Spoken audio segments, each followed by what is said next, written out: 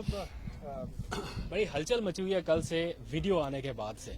ये वीडियो पहले कहां पर थी, कुछ टाइमिंग के ऊपर बड़ा एतराज कर रहे हैं अपोजिशन जमातें कि ये पहले कहीं पर थी और अब अचानक से आ गई। और दूसरा ये भी शो किया जा रहा है कि शायद ऐसे मौके पर रिलीज करके इदारों को दबाव में लाने की कोशिश की जा रही है। मजीद फर्दर क्या एक्शन होने जा रहा है, क्या आपका कमेंट है इस वीडियो पे? पहली चीज तो मुझे बड़ा अफसोस से कहना पड़ता है कि जो भी ये सवाल कर रहे हैं उनको सबसे पहले तो एक सवाल करना चाहिए कि क्या यहाँ सियासतदानों के ज़मीरों का सौदा होता है या नहीं होता। सवाल तो ये है, क्या पैसा चलता है लोगों के ज़मीर खरीदने पे, रिश्वतें देने पे, और वो लोग जो कि मुल्क की लीडरशिप है, यानी आपके एमपीज और ये जो आपके सेनेटर्स हैं, ये मुल्क की लीडरशिप है। तो जो रिश्वत दे के सेनेटर बनता है और वो जो एमपीज अपने ज़मीर बेचते हैं, यानी सवाल तो ये है सबसे बड़ा। और पहले अगर ये सवाल अगर लोग पूछें कि ये क्या अभी हुआ है, ये 30 साल से हो रहा है, इसमें सबको पैसा मिलता है और लीडरशिप को पैसा मिलता है। और मुझे कैसे पता है? क्योंकि मुझे खुद पैसे की ऑफर आई हुई है। मुझे पहले 5 साल पहले जब हमारा सेनेट का इलेक्शन था, उन्होंने हमें पैसे की ऑफर की, तब मुझे पता चला कि ये तो ऊपर ये क्यों नहीं, जब एक पॉलिटिकल लीडरशिप को पता है कि पैसा चलता है, इन्होंने क्यों नहीं कोशिश की चेंज करने की? क्योंकि ये खुद पैसे बनाते हैं इसमें से। और ये जो सारी हमारी जमहूरियत की नफी है, ये कौन सी जमहूरियत है कि आप पैसे बना के दे के सेनेटर बन जाए? और ये कौन से मेंबर्स ऑफ पार्लियामेंट हैं जो कि पैसे लेके अपनी वोट बेचें? तो ये तो जमहूरियत की नफी हो गई। और ये सवाल पूछना कि वीडियो मेरे पास थी, मेरे पास अगर ये वीडियो होती तो वो जो हमने 20 लोग निकाले थे, उन्होंने 2 ने तो मेरे पे केसेस किए होते, मैं अदालत में क्यों ना ये वीडियो ले जाता अगर मेरे पास होती। हमारा वकील जो 2 साल से जब जा रहा है अदालत में, तो वो वीडियो दिखा देता, केस ही खत्म हो जाता अगर मेरे पास ये होती पहले। सवाल ये नहीं है, फिर से मैं कहता हूं, इन लोगों ने ये चोर जो अपने आप को सियासतदान कहते हैं, ये जो पीडीएम के अंदर ये जो सारी अपनी चोरी बचाने के लिए यूनियन बनी हुई है, इन सारों से सवाल ये पूछना चाहिए कि जब आपको पता था 30 साल से, तो मैं तो बाद में आया हूं, 30 साल से आपकी पार्टी पावर में है, क्यों नहीं आपने इसको रोकने की कोशिश की? प्राइम मिनिस्टर साहब ये बताइएगा कि आप अभी आपने आप चीजों को छुपाने पे बिलीव नहीं करते, सारी रिपोर्टें हम मंजर पे ले आते हैं। ये आप कई दफा फरमा चुके हैं, कह चुके हैं कि मुझे ऑफर हुई थी माजी में, तो आज ये बता दें कि वो ऑफर किसने की थी, कौन सी सियासी जमात थी, कौन सा फर्द था, ताकि उसका भी चेहरा सबके सामने आया जो आपके पास गया और पैसे लेके ऑफर की कि सेनेट की सीटें बेची जा सकती हैं, खरीदी जा सकती हैं। मुझे एक आदमी ने ऑफर नहीं की, कई लोगों ने ऑफर्स भिजवाई कि अगर आप हमें इस सेनेट की सीट दे दें तो कहीं हम इतना पैसा देने के लिए तैयार हैं, आप शौकत खाना में दे दें। इस तरह की ऑफर्स होती है। एक मिनट सुन ले, देखें, एक ने नहीं दी, कईयों ने दी है।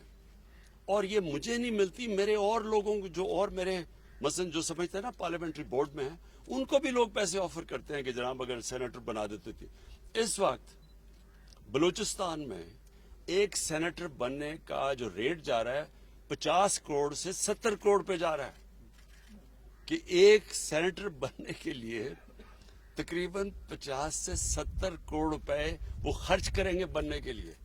तो मुझे बताएं कि उन्होंने क्या बलूचिस्तान की, वो जो इतना पैसा खर्च करेगा वो कोई हातम ताई तो नहीं है, वो आके पैसा बनाएगा।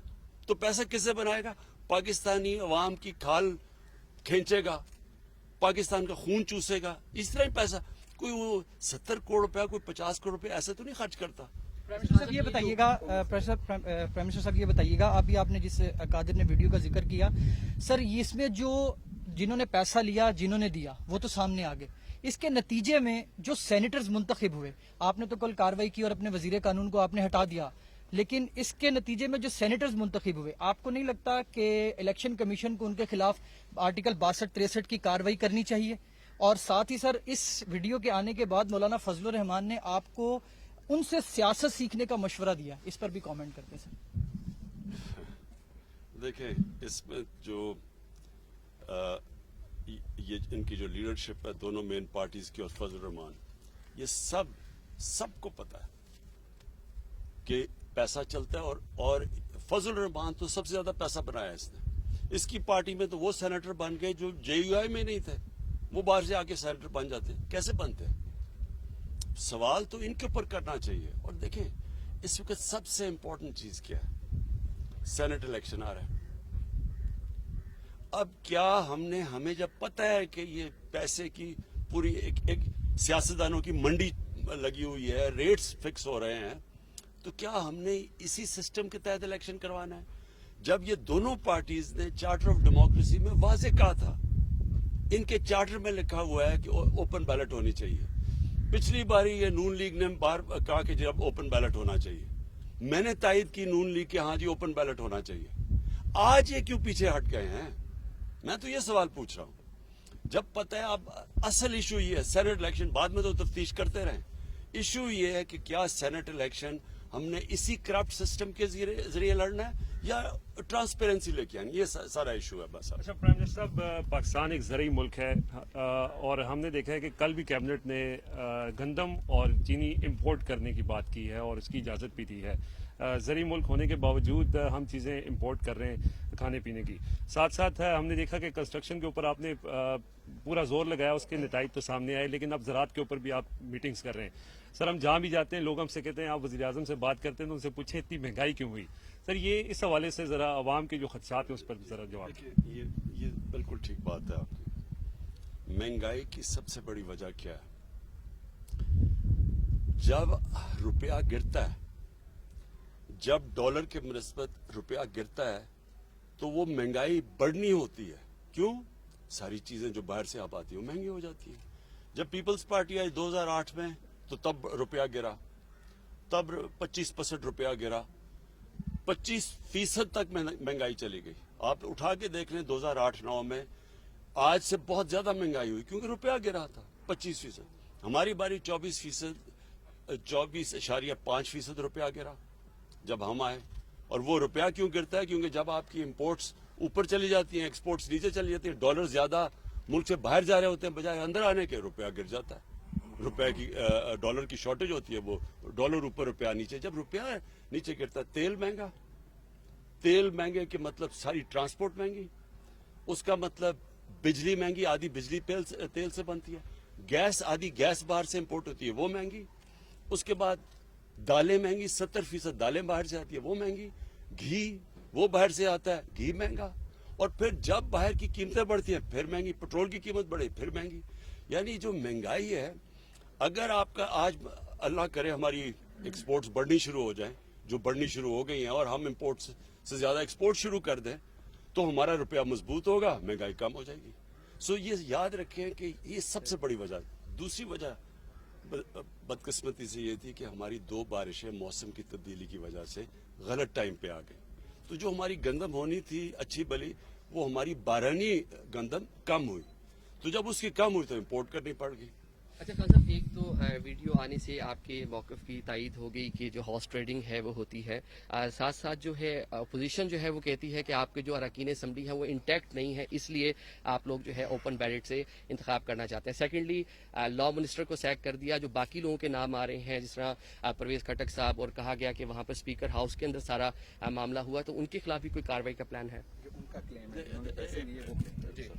देखिए, सबसे बड़ी चीज क्या है कि जी हमारे मेंबर जा रहे हैं या नहीं जा रहे हैं, ये इशू नहीं है। मैं 5 साल पहले तो मेरे मेंबर आ नहीं जा रहे थे, मैं तो 5 साल से लगा हुआ ओपन बैलेट की। मैं तो जब ये नून लीग ने कहा कि ओपन बैलेट होनी चाहिए, मैंने तो तब तायद की इनकी। तो ये तो अब से नहीं मैं कह रहा, जब सबको पता है कि सेनेट के इलेक्शन की वोट 30 साल से सबको पता है कि वोट बिकती है। मेरा सवाल यह है कि इन्होंने क्यों नहीं चेंज करने की कोशिश की? और फिर ये जो कहना कि हमारे मेंबर जा रहे हैं या नहीं जा रहे, ये याद रखें गवर्नमेंट के लिए ज्यादा आसान है। हमारे लिए अपनी जितनी हमारी सीटें हैं उनसे ज्यादा हम ले सकते हैं, क्योंकि गवर्नमेंट के पास पावर होती है। इसलिए तो गवर्नमेंट में आके कोई बदलता नहीं है, बाहर कहता है, गवर्नमेंट में आके नहीं करते। हम गवर्नमेंट में बैठ के कह रहे हैं कि ये ओपन बैलेट होनी चाहिए, जबकि मैं आज आपको कह रहा हूं कि यही लोग रोएंगे जबकि देखें जी तहरीक इंसाफ की सीट से ज्यादा मिल गए हमें सेनेटर्स, ये लोग रोएंगे। अभी मैं आपको कह रहा हूं क्योंकि हम ज्यादा सीटें ले सकते हैं। हम एक मुल्क में चेंज लेके आ रहे हैं कि जब करप्शन ऊपर से शुरू होती है, जब आपकी पॉलिटिकल लीडरशिप करप्ट होगी तो क्या थानेदार और पटवारी ठीक हो जाएगा? ओके जी। सर आखिरी क्वेश्चन सर अब्बास समझी से सर लाइटर मूड के अंदर सियासी बातें हो गई। आपके सियासी फॉलोअर्स के अलावा क्रिकेट के फॉलोअर्स भी बहुत हैं। 18 साल बाद साउथ अफ्रीका को हमने रावलपिंडी में सर शिकस्त दी। टीम पूरा साल बहुत सारी क्रिकेट उससे खेलनी है। सर कुछ तवज्जो दे रहे हैं सर? मईशत के ऊपर भी आपको अपडेट्स मिलती होंगी, क्रिकेट के ऊपर भी अपडेट्स मिलती होंगी, तो क्या समझ रहे हैं कि सर बेहतरी की तरफ हम जा रहे हैं? पूरा साल पाकिस्तान के अंदर सबसे ज्यादा क्रिकेट है, इट्स अचीवमेंट। देखिए सच आपको बताऊं तो मुझे क्रिकेट के ऊपर कोई ज्यादा टाइम नहीं, बल्कि मैंने मैच भी नहीं देखा। मुबारक तो टीम को देता हूं, लेकिन मुझे मैच देखने का मौका नहीं मिला। लेकिन मैं आपको एक चीज कहना चाहता हूं, जो बुनियादी स्ट्रक्चर है पाकिस्तान क्रिकेट का वो ठीक कर लिया। जो मैं बड़ी देर से कह रहा था कि इलाका क्रिकेट होनी चाहिए, ये ठीक हो गई। अब इसमें से वो पाकिस्तानी टीमें बनेंगी जो कि वर्ल्ड बीटर्स होंगी। अभी तक हम अच्छी टीम है, हम वर्ल्ड बीटिंग टीम नहीं बन सके अभी तक। उसकी वजह यह है कि हमारा जो बुनियादी क्रिकेट स्ट्रक्चर था वो गलत था। हिंदुस्तान ने अपना स्ट्रक्चर ठीक कर लिया है। हिंदुस्तान एक दुनिया की बेहतरीन टीम बनती जा रही है। हमारा स्ट्रक्चर क्योंकि ठीक नहीं है, हमारा टैलेंट ज्यादा है, मेरे हिंदुस्तान से बहुत ज्यादा टैलेंट है यहाँ, लेकिन हम जो हमें जिस तरह की परफॉर्मेंस देनी चाहिए वो हम नहीं दे सकते। तो असल चीज ये है कि जो बुनियादी स्ट्रक्चर है वो ठीक करें, वो इन्होंने ठीक कर लिया। अब इसके ऊपर बिल्ड करेंगे, थोड़ा टाइम लगता है, जो टैलेंट पॉलिश होने में 2-3 साल लगते हैं, लेकिन इंशाल्लाह हमारी टीम वर्ल्ड